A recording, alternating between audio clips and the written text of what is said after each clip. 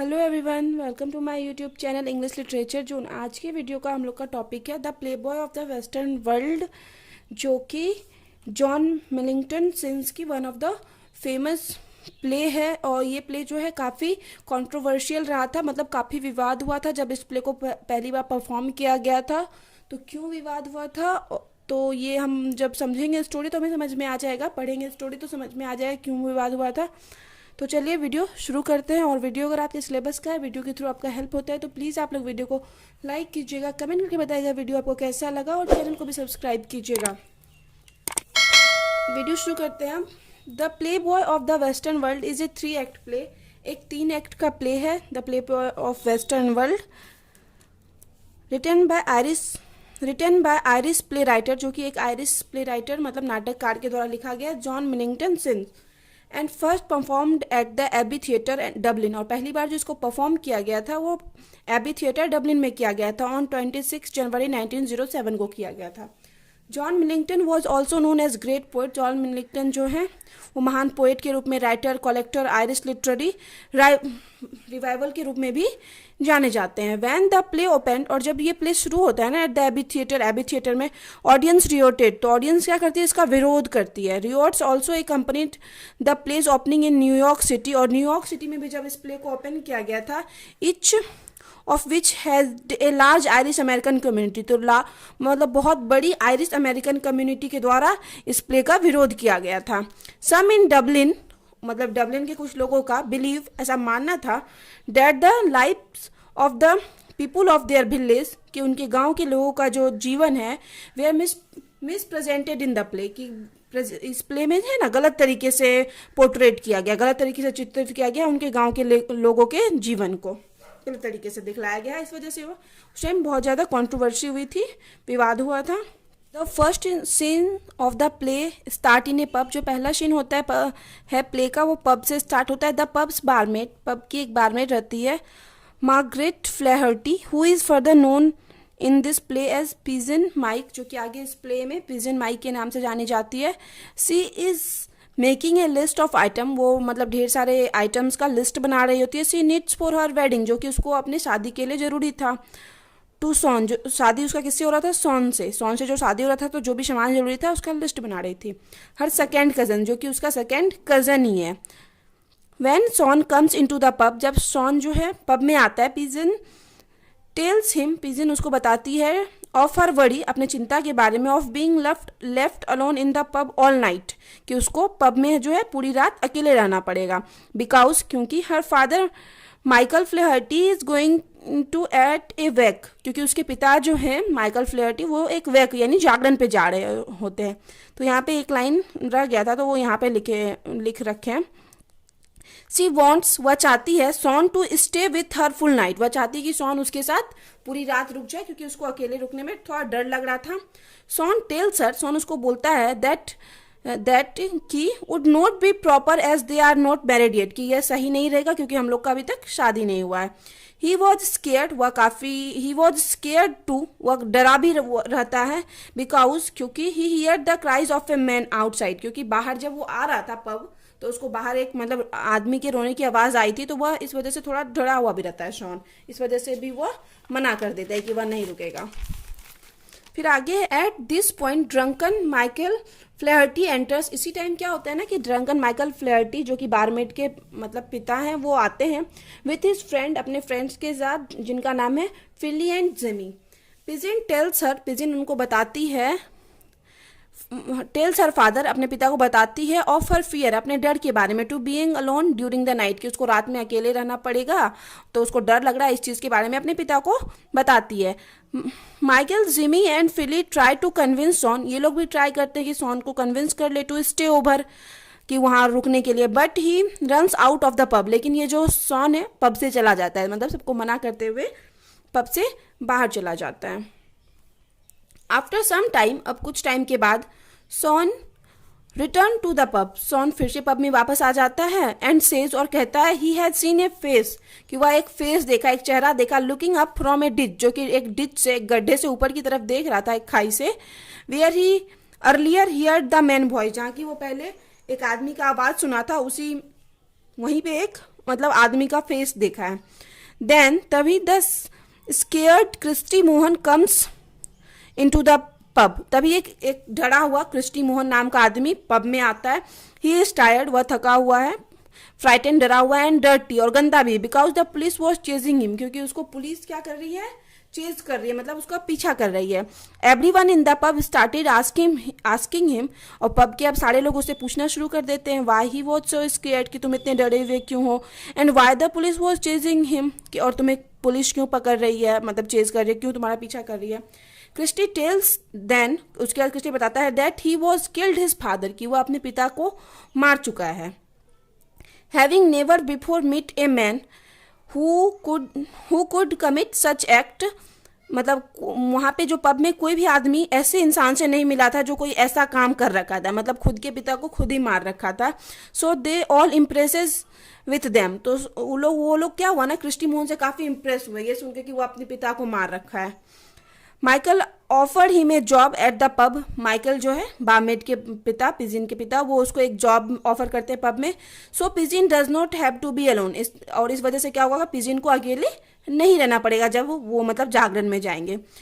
Michael and his friends then depart for the week, उसके बाद वो लोग मतलब जॉब ऑफर करते हैं क्रिस्टी मोहन को, और वो लोग चले भी जाते हैं वेक के लिए, जागरण के लिए, माइकल और उसके मतलब पिजिन के पिता और उनके दोस्त।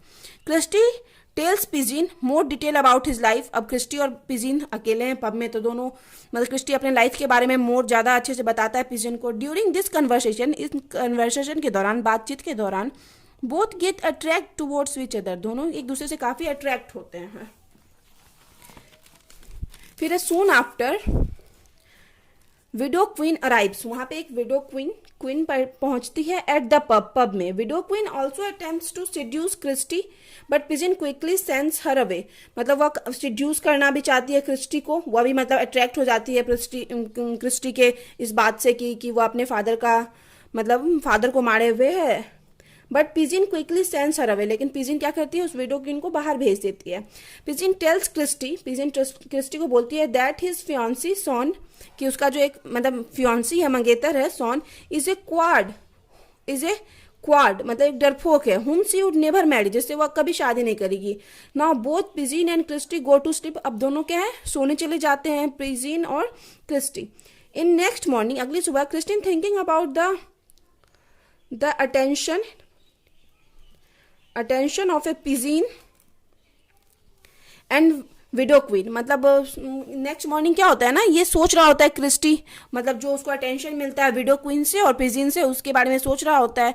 देन तभी 4 local village girl catch a glimpse of the young man who killed his father, तो 4 मतलब विलेज की लड़कियां, आसपास के गांव की लड़कियां उसको देखने के लिए आती है कि कौन ऐसा लड़का आया हुआ है जो अपने पिता को ही मार रखा है। They give him gifts from their farm, वो लोग भी काफ़ी इंप्रेस हो जाती है इससे, और उन लोग अपने फार्म से कुछ गिफ्ट लाई होती है, इसको देती है। एंड दे गोज बैक, और फिर वो लोग चली भी जाती है। Shawn and Widow Quin enter the pub, अब सॉन और विडो क्वीन जो है पब में एंटर करते पहुंचते हैं। And sends Pegeen out to tend to her sheeps that have wandered away, और क्या करते हैं ये लोग ना, पिजिन को बाहर भेजते हैं कि जाओ देखो भेड़ तुम्हारा इधर उधर हो गया है, उसको मतलब ढूंढो, तो इस वजह से ये लोग पिजिन को बाहर भेज देते हैं। Shawn then offers to Christy, उसके बाद सॉन क्या करता है ना, क्रिस्टी को ऑफर करता है to America to get him out, कि अमेरिका के लिए ऑफर करता है कि मैं तुमको मतलब अमेरिका भेज दूंगा, तुम यहाँ से चले जाओ। ही रिफ्यूजेस एंड एग्जिट्स, और ये सॉन मतलब क्रिस्टी क्या करता है, मना कर देता है और एग्जिस्ट, और वहाँ से निकल जाता है, मतलब पब से बाहर चला जाता है। व्हेन क्रिस्टी री एंटर, और क्रिस्टी जब दोबारा प्रवेश करता है, ही सीज, वह देखता है that his father old Mahon, मतलब उसके जो पिता थे old Mahon, coming to pub, जिसको कि सबको कहानी सुना रहा है कि वो अपने पिता को मार चुका है, लेकिन वह जब मतलब पब में वापस आता देखता है कि उसके पिता ओल्ड मोहन जो कि जिंदा हैं और आ रहे हैं, पब की तरफ ही आ रहे हैं। क्रिस्टी हाइड्स, क्रिस्टी क्या करता है, सबसे पहले तो छिप जाता है। And old Mohan ask the widow, old Mohan क्या करते हैं, पब में पहुंचने के बाद विडो जो है उससे पूछते हैं अबाउट हिज सन, अपने सन के बारे में, बेटे के बारे में, but she doesn't tell anything, लेकिन वो जो विडो है वो उसको कुछ नहीं बताती है। Worried that Pegeen will not stay with him, she knows the truth about his father death. Christy अब मतलब चिंतित है क्रिस्टी पूरा, कि अगर पिजिन को पता चल जाएगा कि उसके फादर की डेथ नहीं हुई है तो और जब उसको उसके फादर के मतलब सच्चाई पता चल जाएगी, उसके फादर की डेथ नहीं हुई, तो जो पिजीन है उसके साथ, क्रिस्टी के साथ नहीं रहेगी। Christy turns to the widow for help. Christy क्या करता है, हेल्प के लिए विडो के पास जाता है। सी स्ट्राइक से डील विथ हिम, दोनों के बीच एक डील होता है। Fourth thing, he will able to provide when the day comes that he is owner of the pub, कि जब वो पब का ऑनर बन जाएगा, मतलब जब ये दोनों एक दूसरे को पसंद करते थे, क्रिस्टी और पिजिन, जब इन लोग की शादी हो जाएगी और ये क्रिस्टी जब मतलब पब का ऑनर बन जाएगा, तो जो भी चीज़ मतलब ये जो विडो क्वीन को चाहिए होगा तो वो उसको प्रोवाइड करेगा तब। तो ये दोनों के बीच ये डील होता है। फिर अब आगे है Jimmy and Philly entering the pub. अब जिमी और मतलब फिली जो कि फ्रेंड है पिजिन के पिता के, वो दोनों एंटर कर रहे हैं पब में। जस्ट देन तभी ओल्ड मोहन रिटर्न, तभी फिर से ओल्ड मोहन वापस आ जाता है। And ask the man about his son, अब उन लोग से पूछते हैं अपने बेटे के बारे में। Then Widow Quin tells them, Widow Quin उन लोग को बताती है दैट कि old Mahon is just a madman, कि ये जो ओल्ड मोहन है ना एक पागल आदमी है। The widow also convinces old Mahon को भी ये चीज़ के लिए वो जो विडो है कन्विंस कर लेते, क्योंकि क्रिस्टी और ओल्ड मतलब क्वीन के बीच में, ये जो विडो क्वीन है दोनों के बीच में डील हुआ है, इस वजह से ये सबको कन्विंस कर लेती है कि ये आदमी पागल है। और ये ओल्ड मोहन को भी कन्विंस कर लेती है that he has gone mad, कि वह पागल हो चुका है, because of his injured head, क्योंकि उसके सर पे चोट लगी हुई थी, इस वजह से वह पागल हो चुका है और मतलब बहकी बहकी बातें कर रहा है। और इस चीज़ के लिए ओल्ड मोहन भी कन्विंस हो चुका था कि हाँ वो सच में पागल है। Upon returning Christy proposes to Pegeen and she accept. अब क्रिस्टी क्या करता है, प्रपोज करता है पिजीन को और सी एक्सेप्ट, और वह स्वीकार भी कर लेती है। Then Mahon comes in for a third times. अब फिर से जो ओल्ड मोहन है तीसरी बार आता है पब में, फॉलोड बाय द क्राउड, और उसको ढेर सारा क्राउड मतलब पूरा भीड़ फॉलो कर रहा होता है, उसके पीछे पीछे होता है। They all runs at Christy and starts beating him. वे सभी लोग क्या करते हैं, क्रिस्टी की तरफ दौड़ते हुए जाते हैं, उसको बीटिंग मतलब पीटना शुरू कर देते हैं। Christy tries to convince everyone. Christy क्या करता है, सबको कन्विंस करने का कोशिश करता है that Mahon is a stranger, Mahon stranger है, but they don't believe him, लेकिन वे लोग उसका विश्वास नहीं करते, क्योंकि वह सबको बता रखा है कि वो अपने पिता की मृत्यु को मार दिया है, ये कर दिया है। तो इस वजह से सब काफ़ी उससे इम्प्रेस होते हैं, लेकिन जब सबको पता चलता है कि ये झूठ बोला है तो सब उसको मारने तक आ जाते हैं। They called him an ugly liar, और वे लोग उसको एक अगली लायर भी बोलते हैं। इन फ्रस्ट्रेशन, अब फ्रस्ट्रेशन में Christy again attacks his father, फिर से क्रिस्टी अपने फादर पे आक्रमण अटैक कर देता है। But still his father is alive, लेकिन फिर भी उसके पिता अभी भी जिंदा है।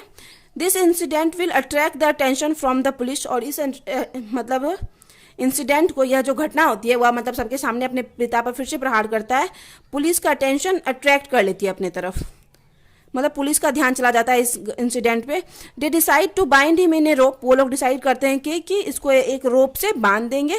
Old Mohan crawls back into the pub, अब फिर से ओल्ड मोहन मतलब क्रॉल करते हुए रेंगते हुए पब में पहुंचता है, क्योंकि फिर से उस पर प्रहार हुआ है तो वो पूरी तरह से चोट से जख्मी है। He ask why Christy is tied up, अब फिर वो सबसे पूछता है कि क्यों क्रिस्टी को बांधा गया है। And he loses Christie's rope and insist that his son will be living with him, और क्या करता है वो मतलब क्रिस्टी जो बंधा हुआ है उसका रोप खोलने लगता है, लूज करने लगता है, ढीला करने लगता है, और इनसे और पक्का मतलब बोलता है कि ये मतलब वो ओल्ड मोहन और क्रिस्टी जो यहाँ से सब कुछ छोड़ के चले जाएंगे। एज दे लिव, जैसे ही वे लोग जाते हैं, Shawn tries to talk to Pegeen, Shawn अब पिजिन से बात करने की कोशिश करता है, but she just hit him and, लेकिन वह क्या करती है उसको हिट करती है मतलब मारती है, एंड सेड और बोलती है I have lost the only play boy of the western world. तो ये चीज़ बोल के वो मतलब उसके सर पे मारती है और मतलब रोना शुरू कर देती है। दस इस प्रकार वी कैन से दैट, हम लोग कह सकते हैं, the way the character of Christy has been portrait, जिस तरह से क्रिस्टी के करेक्टर को पोर्ट्रेट किया गया और दिखाया गया कि वह एक आयरलैंड का आदमी है बाय द ऑथर के द्वारा। he kills his father himself and even then people are very impressed with him, कि वह खुद ही अपने पिता को मार रखा है और उसके बाद भी लोग उससे काफ़ी ज़्यादा इम्प्रेस हुए हैं।